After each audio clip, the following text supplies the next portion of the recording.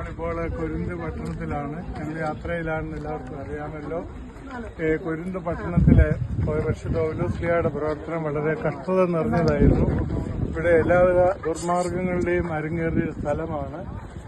ഇവിടെ അന്ന് പോർട്ടുണ്ടായിരുന്നു. ആ പോർട്ടിൽ ഒത്തിരി വ്യവസായങ്ങളൊക്കെ ഉണ്ടായിരുന്നു. പണത്തിന് ധാരാളത്വം ഉണ്ടായിരുന്നു.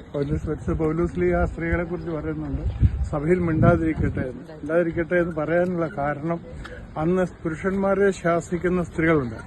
ആ സ്ത്രീകള് അത്ര നല്ല പേരുള്ളവരല്ല. അത് സഭയിൽ ഉണ്ടാകാതിരിക്കാൻ വേണ്ടിയാണ് പൗലോസ്ലീഹ അങ്ങനെ പറഞ്ഞത്. അതുപോലെ പുരുഷന്മാർ തമ്മിലുള്ള ബന്ധം അങ്ങനെ ഒത്തിരി അനാശാസ്യമായ പ്രവർത്തനങ്ങളൊക്കെ ഉണ്ടായിരുന്നു. പക്ഷേ ആ കഷ്ടതയ്ക്കിടയിലും പരിശുദ്ധ പൗലോസ്ലീഹ ഒത്തിരി പ്രവർത്തനം ചെയ്ത ആളാണ്.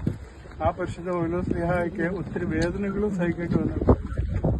കാരണം സഭയിലേക്ക് കടന്നുകൂടിയതിൽ നല്ലതല്ലാത്ത ആൾക്കാർ കയറിയിരുന്നു. അദ്ദേഹത്തിന്റെ പ്രവർത്തനത്തെക്കുറിച്ച് കുറ്റം പറഞ്ഞ് പ്രവർത്തനത്തെ അലോഹ്യപ്പെടുത്താനായിട്ടിരുന്നു. അതുകൊണ്ടാണ് പറയുന്നത്, എനിക്ക് പത്രോസിനെ കേഫാവിനെ പോലെ സഹോദരിയും കൊണ്ട് നടക്കാൻ എനിക്കും അവകാശമുണ്ടെന്നൊക്കെ പറയാൻ കാരണം, ഞാൻ ജീവിക്കുന്നത് കൂടാരപ്പണി ചെയ്തതാണ്. കൂടാരപ്പണിയെക്കുറിച്ച് വളരെ വ്യാഖ്യാനങ്ങളുണ്ട്. അത്രമാത്രം കഷ്ടതയോടെ സമ്പാദിച്ച സഭയാണ് കൊരിന്ത് സഭ. അന്ന് ഏറ്റവും അധികം പീഡനം ഏൽക്കേണ്ടി വന്നു കൊരിന്ത് സഭയെ കുറിച്ചാണ്.